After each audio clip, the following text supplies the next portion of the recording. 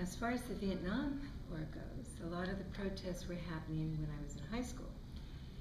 And a number of the people, the guys, because they were just drafting men, of course, back then, a number of the people I went to high school with were drafted.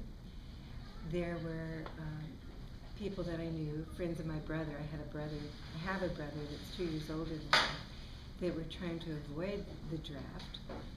At one point, my own brother tried to go up to Canada to see if he could avoid it, but he ended up being drafted anyway.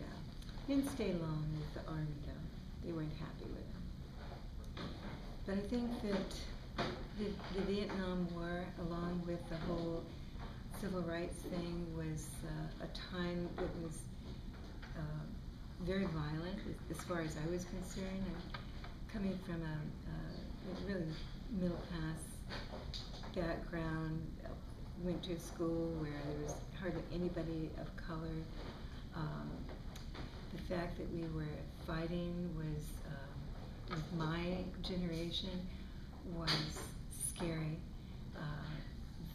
And then when we heard about what was behind it and how the government had been kind of putting a spin on a lot of things, that did cause mistrust in government. People didn't like their family members dying for something that was way over the other side of the world. I think a lot was lost, a lot of trust was lost. And the question here is, has it ever been won back? That would be difficult to answer. I think to a large degree the answer is no, because we became skeptical. You know, I'm in the boomer generation.